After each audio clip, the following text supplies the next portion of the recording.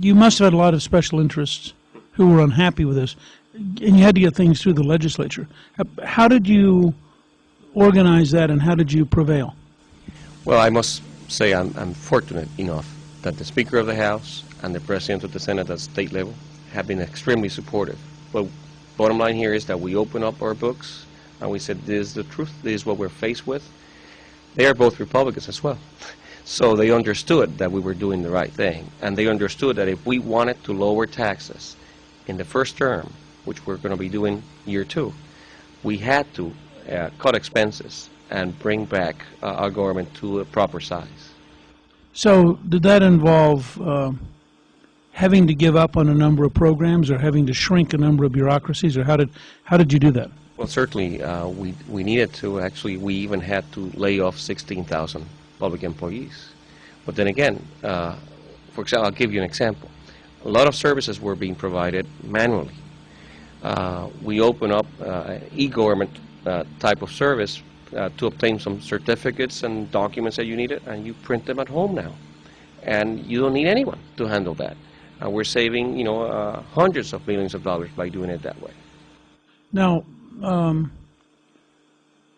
as this develops, what is the popular reaction? I mean, what do the polls tell you about how the people of Puerto Rico are responding to this? It's interesting. People don't necessarily like everything we've done, but they at the same time say it's the right thing to do. So they realize that now we're going to be able to lower taxes. And once we start lowering taxes, because there's a natural distrust of government, and I understand why. Because government normally will not keep up its promises. Our commitments will be met. And when that's starting to happen, people realize we mean business. And that's why they say, I don't like exactly everything that has happened, but it's the right thing to do. And that's the answer we're getting from most people. Now, in parallel to everything you've done to get the state government back on track, you've also been a real leader in looking at having a referendum in Puerto Rico on the status of the island. Could you share with us what your thinking is, what the status of it is now, and what your hopes are? Sure. We've been a territory since 1898. We've been American citizens. I'm proud of to be American citizens since 1917, and fought in every single war since 1917 with valor, in greater numbers, proportionally speaking, than 49 of the 50 states. So we really have contributed to this country more than one way.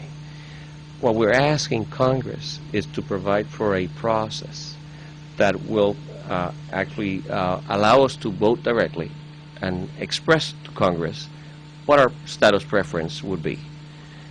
I have my own preferences, but I want our constituents to express that. It will be the first time back in the 90s when you were Speaker, there was an intent to do that. It didn't go through on the Senate side. This time around, it went through the House with bipartisan support, and with a 54-vote margin. It's before the Senate as we speak. And again, it's non-binding, but all it does is it will ask the question as to what is your status preference.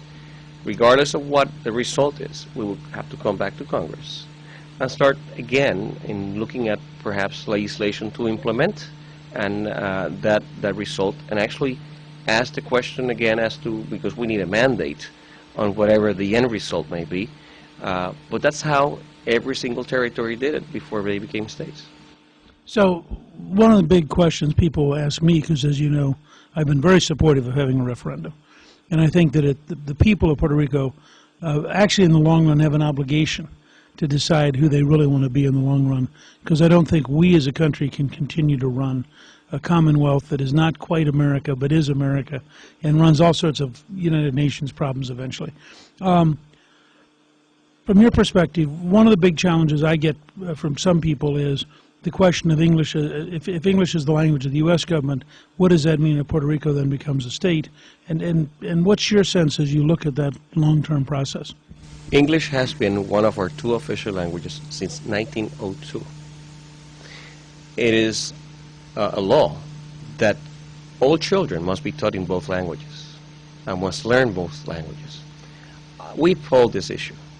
95% of parents in Puerto Rico want their children to learn and be totally fluent in English and learn English as anybody else would in the 50 states.